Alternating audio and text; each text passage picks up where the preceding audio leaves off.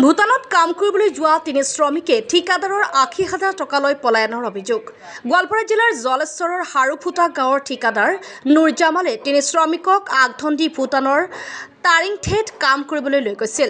জানিব দিয়া মতে 3 শ্ৰমিকে যোৱা নিশা ঠিকাদাৰৰ ৰুমৰ বেৰ ভাঙি নগদ ৮০,০০০ টকালৈ পলায়ন কৰে।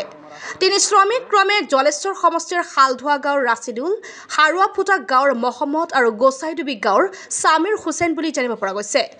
বৰ্তমান সময়ছোৱাত শ্ৰমিক অবিহনে কাম বন্ধ হৈ থকাৰ লগতে ৮০,০০০ টকালৈ পলায়ন কৰাৰ ফলত মানসিকভাৱে ভাঙি পৰিছে ঠিকাদাৰ নুৰ জামাল। ভুটানে ঠিকাদারি করি, আমার নাম হচ্ছে নুর জামাল। তো সাইটের আমি লোকগুলাকে অ্যাডভান্স আনছি, অ্যাডভান্স আনার পরে লোকগুলা একদিন হাফ বেলাও কাজ করলো না, 2 ঘন্টা 3 ঘন্টা করে কাজ করে লোকগুলা কি করলো, আমার ছেলের ঘরে টাকা ছিল, টাকাগুলা কি করছে দেখেন, এই যে দরজাটা এখানে বেড়া ভাঙ্গে টাকা নিয়ে গেছে। কালকে অফিসের থেকে টাকাও নিয়ে গেছে ৮০,০০০ টাকা নিয়ে গেছে। এখানে টারাং ছিল, টারাং ভাঙ্গে টাঙ্গে টাকাগুলো নিয়ে গেছে। এটা আমি ওষুধ বিচার চাই।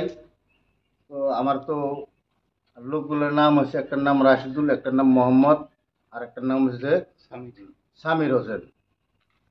সকালবেলায় দেখি যে এরা নাই, এখানে চলে গেছে গা। তো ৮০,০০০ টাকা নিয়েছে, বাড়িতে দেওয়া হয়েছিল 23,০০০ টাকার মতো অ্যাডভান্স। রাশিদুলের বাড়ি হচ্ছে শালদোয়া, মোহাম্মদের বাড়ি হচ্ছে হারুয়াগুটা, আর স্বামীর বাড়িটা হয়েছে কোন জায়গায়, গোসাইটি ভিতর বাড়িটা। আমরা ভুটান আইসি 20 জন মানুষ কাম করবার নিগেল। ঠিকাদারের রুম এটা, ঠিকাদাররা এই রুমে থাকে। ঠিকাদারের বেড়াটা ভাঙ্গে তোমার টাকা নিয়ে গেছে ৮০,০০০। এখন এটার আমাদের বিচার লাগবো, বিচার টাকাটা আমার লাগবেই।